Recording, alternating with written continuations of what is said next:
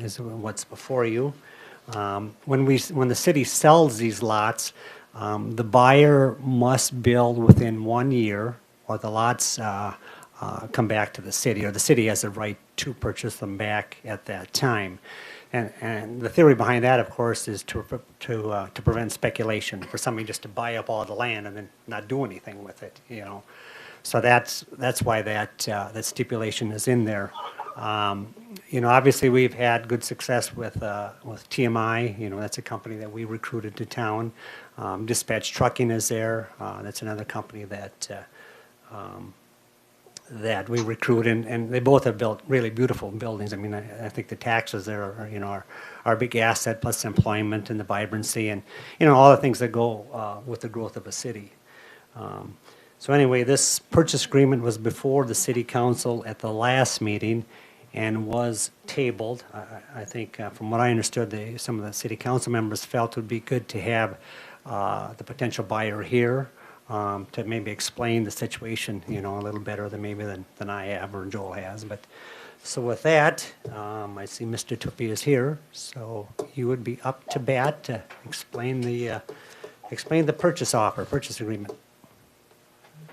Mayor Root, real Yep, quick. yep. We got our connection back. Oh, okay. We're live streaming again. All right. Magic. Council, thank you for the opportunity to come before you tonight and give a little better explanation of what we're trying to do in Lonsdale. Am I on a certain time frame dialed in? Nope. I've got, you know, we've been working in the city, developing here and building here for many years, and I've just got a few things I'd like to bring up tonight. It kind of ties into the purchase agreement because we've got a little bit of politics and kind of, you know, right now the political climate in the city has, my phone is basically blowing up with accusations that somehow we are, you know, being less than honorable or less than forthcoming. So, you know, for many of the people in the city today, these young families that are here, they don't know the history of the city. They don't know me personally. I don't know a lot of them personally either. I just want to give a quick few-minute background on who we are, what we've done in the city, where we come from. I want to touch base just quickly on kind of what's going on with this upcoming election and how that impacts us as we continue to move forward as a developer in the city and how we feel about plowing in large sums of money into the city. And then I'll finish up by answering questions about the purchase agreement before you. So to give you a little bit of history, and I'll try to keep this quick, but we are not foreign to Lonsdale, okay? You know, sometimes in a small town, if you're not born there and kindergarten there, you're just always an outsider. And so I have that a little bit, but at age 4, I remember like walking Main Street with Grandma Bessie on Main Street, right? So our family is from here, although I was raised in Prior Lake. My dad ran the business in Prior Lake. But if you look back over the years, you know, Lonsdale has been part of our family for many years. As you grow up, you're here for weddings, you're here at the Legion Hall for different things and different family members. I tell people, when Rudy Sklzacek is your godfather, you cannot be more Lonsdale than that, right? So me and my wife have been 35 years married. We have 9 sons and 4 daughters. I have 5, sometimes 6 children that are living in the community. My daughter Ashley here tonight with her husband Josh. They lived here for many years, just recently relocated to Newmarket Elko for the kids in school. But Josh is on the very active in the parish. He runs the Knights of Columbus. You always see the golf cart raffles. Well, Josh is the guy behind pushing all that goodwill and things. Ashley serves on the parish council here in town at the Catholic Church for many years. My son Jake lives in town with his wife Rachel. They have 5 children. He runs the home building business here. My son Joe lives here with his wife Carol. They have 3 children. He runs his business out of the old Vosepka Electric building, manufacturing high-end welding products and tabletops and stuff for bars and restaurants and hotels across the country. My son John lives here with his wife Jessica. They have 2 children, a baby on the way. My son James lives here with 3 children, 1 baby on the way, works for Toro Corporation. So our family is here. I have 16 grandkids here in the system. We are very much invested in this community, is what I want people to understand. We are not some outside developer that's coming here, taking advantage, you know, crafting some sneaky deal under the table and disappearing. That is not the case. We have just, I think we have been here through thick and thin. If you go back, so this takes us back 20 plus years before the 8th Street connection by McIntoons was ever built. That whole northeast corner of town was not able to be developed because it took a deep 40-foot sewer at the intersection of 8th and Highway 19. Somebody had to come to town and crack that open to break that connection and make that whole end of town, you know, economically viable to develop. So here's where I get the biggest rub, and this is not the first time I've been at city council having this conversation. We keep getting some of the small-minded people in the community talking about the relationships that we have with people on the city council, or in particular, my relationship with Tim as the mayor. And I'm just here to tell you that every small town you go to, and right now I have commercial projects. We have a building in Missoula, Montana. I have one going in Sioux Falls, South Dakota. I'm building one in Rogers, Minnesota. I have a building project, a new manufacturing plant we're building in Marshfield, Wisconsin. In a heavy union town, Portage, Indiana. We're all over the country. We work with all kinds of different people and personalities in planning commissions and city councils all across the country and all across the metro. I think we are the largest developer for single-family residential lots ever in the history of the city of Lonsdale, and we're the largest rural residential acreage developer ever in the history of Scott County. So we do this everywhere. It's not just like we're here playing, you know, in the back door of Lonsdale. We're just not. We're a national company doing business everywhere, okay? When I come to Lonsdale and people keep saying, oh, you know, because Tim Rude does work for you, then there's some special relationship here that people don't trust. And I'm here to tell you that relationships are how communities are built. So it's no secret that Tim's father, Rodney, and my father were friends. That's back in the day when Vesley played Webster in baseball and the whole community was a different picture, the old days, right? So that should not be a sin to have friends in the community. Tim has done, we've worked together for years. Me and Kevin have worked together for years. Kevin has done concrete work for us, and we've worked together on projects, not recently, but years past. We've worked with electricians in town and tile setters in town, and we support the hardware store in town and the lumber yard in town, and it's a community effort as we're here. So for people to send me texts that say, oh, you're buying the land at such a low price because your relationship with Tim, and it really looks bad for the mayor, and people are upset with the politics and all this dirty back talk. I just think it really is unbecoming. So tonight I'm here before you, the council, anybody in the audience, the media, anybody that has any questions of any dealings we've done in this city in over 20 plus years. I am an open book. Tonight, ask any question you'd like, any accusation you'd like, go ahead and let's have it out for once and for all so we can understand that just because in a small town people know somebody or are friends doesn't make you criminal. Anybody got anything? Anybody got a real estate deal, a transaction here that they don't understand, or they think we're not playing up and up? I'm serious. I mean, because we keep getting this in the backlash of the community. All these guys want to hide behind the bushes and throw rocks and throw dirt and impugn somebody's good reputation, and it's just not fair. The things that this council has done that I've worked with, and Joe Cadata and the old planning commission and Harold before he passed away as mayor, these guys are working countless hours giving back to the community to really do good things. When we started 20 years ago, there were two parks in town, the old J.C. Park, and you had the Singing Hills Park that nobody get up the hill to use. Since the development community comes into town, we've got 10 miles of trails, we've added, I don't know how many countless parks in the community. There's been so many improvements here, you can't even, you know, list them all. The grocery store, the senior center, the villages, I mean, there's been so many so much good that's happened here in the community in over 20 years.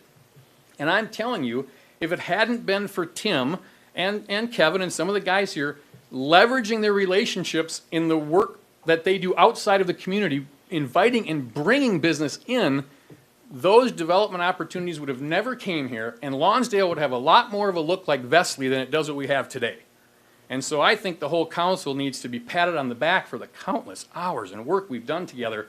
I mean, Joel and Ben have done a great job soliciting grant money and park grant money and all kinds of things that have made this community just vibrant and amazing.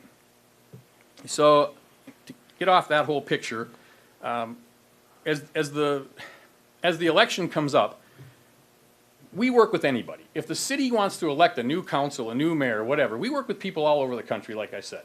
Here's where I've got to rub with it. We're coming to town with a substantial investment again. This is not going to be a small project we're proposing tonight. Today we understand how the city works. We have a very trusting relationship with the city staff. We understand the rules here. That makes us feel comfortable. If somebody wants to come up and run on the election and they want to put their name on the docket and they want to come and tell people who they are and what they are and how they do business, that seems reasonable. And if the community votes that person in, that's how our country works, and that's great, and we'll work fine with those people. The problem I have is when my phone blows up all weekend long with people accusing us of doing this underground thing, and it's on social media, and it's blowing up all over town that somehow we're the bad guy, and we're going to take a very stable, well-run city government and upset the entire apple cart. I have no idea if those new people are qualified or not. Do the new people coming up on the write-in list, I don't even know who they are, have they ever read a developer's agreement? Do they know what a developer's agreement looks like? Do they know what the negotiation looks like between a city and a private developer when we get into working out all the contracts? Do they have any idea the qualifications it takes to be mayor, right? So if it's somebody that comes up out of your planning commission that's been around, or somebody from a council that then steps into a mayor spot, I understand that. When it's somebody that just says, hey, this is a novel idea, I think I'm going to be mayor, that worries me, because the person now in charge of running the politics of the city, the police department, the fire department, all the things we see stable in the community are now upset. And I've got a lot of money we're looking at plowing back in and bringing a lot of investor monies that are relying on me to tell them that Lonsdale's a good place. So that's concerning to me. So that's the election piece that I'm worried about how that's being handled, right? So I don't know how we fix that, but if anybody's watching the video or whatever's going on, educate yourself on how well your city is running. Is any city perfect? No. Do you have a problem with the garbage can or this or that? Bring it to City Hall and get it fixed. That's different from completely throwing out a good functioning working body in your city. Look at the current politics we have today. Anybody like the open border thing? That ain't working well. Anybody like double-digit inflation? That ain't working well. Anybody like $3 and $4 gas? That ain't working well. The last change didn't work so great. Now we have going into what looks like a major recession next year, which also concerns us because this inflation thing's going to drive interest rates. That's coming. That adds another level of risk to the whole, growth of the city. So I'm just putting my 2 cents out for the community. Be careful what you ask for, because change without qualified people in that spot doesn't always bring a good change, right? And I'll leave it at that, because I'm not running for office. I don't have it. I'm just telling you that when it comes through the back door and the back channels, that doesn't feel right to me, right? It's very cowardly when you got people casting stones at you from behind the bushes and you don't even know who the hell they are, right? So that's that. So the deal on the table tonight, and again, it's getting like, this felt a lot better 2 months ago, right? I mean, the unwindings that are going on in our country every day, just, the virus is one thing, and then all the immigration and the oil and the inflation and all of these things are hard.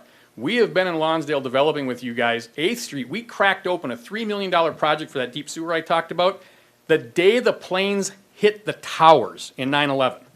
And we're going, oh boy, this is fun, right? It was new development in Lonsdale. We were stretched way out here. Back then, Lonsdale seemed way out further than it even does today. We had to stay the course, right? Things worked out. That road came in $1 million over budget. At that time, the city, according to the way the city operates for oversizing, the city should have paid a bigger contribution. Didn't work out. City funds, the city was not in a position so we had to kind of work and suck it up. Any other developer in town, that would have ended up as a lawsuit between the city and the city taxpayers who have been funding attorneys, and it would have been a bad deal. The relationship we had with the council and the planning commission and Harold back then, we said, all right, take a breath. That doesn't benefit the city. Let's keep calm and let's work it out. And over the time that we've been developing over the years, it all blends in over a much bigger picture, and it saved the city from having $1 million lawsuit when back in the day when the city wasn't educated on how to do these things, right? So, you keep going forward. Anybody remember in 2008 when you hear the word fiscal cliff, right? The real estate market in Lonsdale was dropping so fast, existing homes, new homes, lots, we couldn't catch up. So all the developers are going broke. They're leaving town. They're selling things for penny on the dollars. Did we leave? We didn't leave. We dug deep. We went back to the banks. We reinvested a bunch of money to take that inventory and hold it painfully for years to help stabilize the real estate market here. And it has worked, not as much as I would like to see. We had this week alone, we had a sale that was in Harmony Meadows that didn't work because the appraisal wouldn't get a lot at $55,000 to appraise in Lonsdale. Ben sent out a really nice package to all the developers in the community last week. It looked great. Please come to our town. We need growth, like every city does. The problem is to develop a new single-family residential lot in any community for the cost of blacktop, curb, water, infrastructure. That number without land, without profit, without bank financing today is about 60 grand. If I can't get him to appraise at 50, how am I going to get him at 60 with no profit, no land, right? So right now, after you burn through your take-back lot inventory, which when in 2008, what did we have, 400? 400 take-back bank lots here. It was disastrous. Now we've burned through that inventory in a reduced market. When we have to step back into the real world to stabilize this market again, it's going to be a learning curve. It isn't just going to come. You're not going to get the big developer to just come here and say, oh, I'm going to lose a bunch of money. Let's develop in Lonsdale, right? Back when Lonsdale had the chance, I think it was 05, when did the new school get built on the west end of town? 05? 7 was finally, it was a 07? referendum. The only way that school got built to flush the toilet is if the sewer came through Shirley Tritchka's farm. I don't know if anybody here remembers that, but that was a very, very difficult sewer extension. We were in the swamp, in the muck, in the water, deep, deep problem. And it had to be done. So Tim and the council comes and says, look, you guys hold the key if we get a school or not. What are we going to do? We stepped up. We ponied up. We plowed that sewer through. We worked out some stuff with the city. We negotiated things out, and we made the investment to the long-term haul to get that school hooked up. And we sat there for over 10 or 12 years not getting into our next phase with a payback on that pipe, right? So, and the reason I bring this up is just so that the people in the community understand the city, the developer needs the city, and the city also needs the private sector to grow and to flourish. So tonight, as I bring this proposal in front of you, here's how we got here. We have been working hard to bring buyers to your industrial park. There's 2 users in that park right now, one of which we brought to town that they were all set to go in New Prague, and we said, wait a minute, I have a relationship with you. Can you please look for just 1 minute and see what a great town Lonsdale is? And Jen Saylor says, I'll take a look. Boom, comes to Lonsdale. The city staff did a great job. Welcome her to the community, telling her how we're going to do everything great for her. She makes a decision to come to Lonsdale. That's a beautiful thing. They're a nice company here. They've been good. We tried to bring Marco here with exhaust solutions. We were really close to getting a deal on a nice big building, and that was a complicated sale because he was a young growing company, financing, all kinds of things.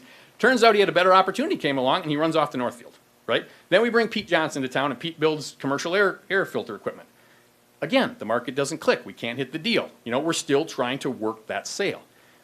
When Marco had negotiated the price with the city at the 48 cents a square foot and left, it just came to us as, well, if the city is willing to commit the land at that price, what could we do to entice outside investors to come to town, right?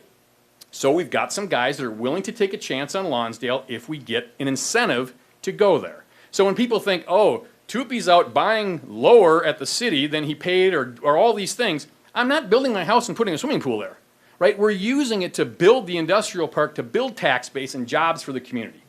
The city received $1.5 million from the state of Minnesota as grant money to help get the industrial park there.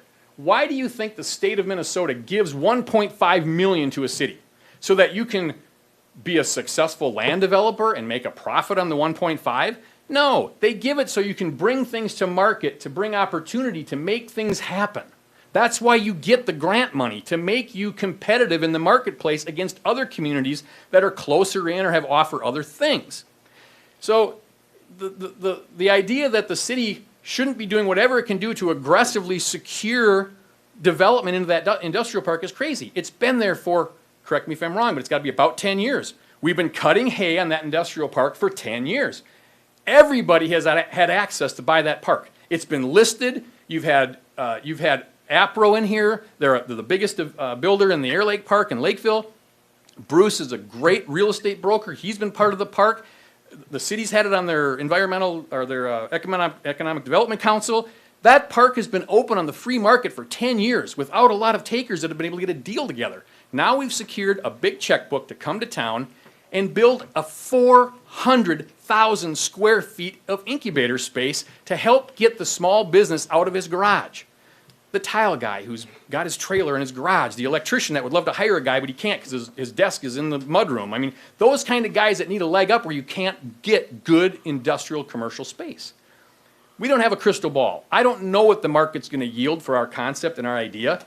We may get a blend in there. We don't know what to expect. But we won't know if we don't hit the market. I do know one thing for sure. If we don't turn that hayfield into a rooftop, the property is not back on the tax rolls and no opportunity comes to town, right?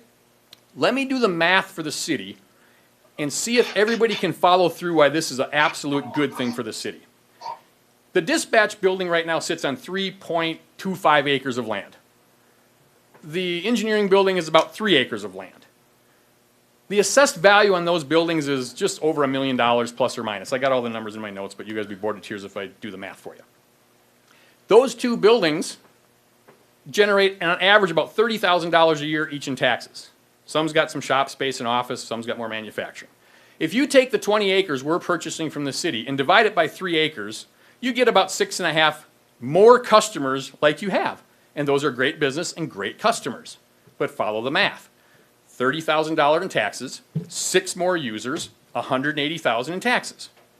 180, what does the city get to keep out of that 180,000 after the county takes a portion, the school district takes a portion, right? That's your number. Our proposal is to put larger, more economical buildings that are not standalone. A new user that comes to town and has to pay for all 4 outside walls, a parking lot, landscape, outside lighting, all the expenses for a standalone, they have not been able to make that work in Lonsdale in the last 10 years. If we give them the envelope to function under, it is way more cost effective for them. And look what happens in the city. Take the same mill rate on 400,000 square feet, even today at $140 or $150 a cost per square foot. This is a $53 million industrial complex within your park. $53 million. You guys can help me with the math, but that's a $600,000+ a year tax number compared to 160. The cost of the land is completely irrelevant. In a 10-year window, this thing generates $6 million more tax base for the city. Why is it that the city like Northfield gets all the industry, all the tractor dealers, all the hotels, all the college, and they get all this money to do great things in their community, and why do us people, I got kids and grandkids here, you heard it. Why do we have to live on what's left, right? Why can't we do something great in the community, right? And do something better. And this is one step that gets you there, right? Again, I don't have a crystal ball. This might not work. I don't know. I might end up with a building in here with the people that I got Marty Kime here with me tonight. Marty runs KCI Construction. He is one of the most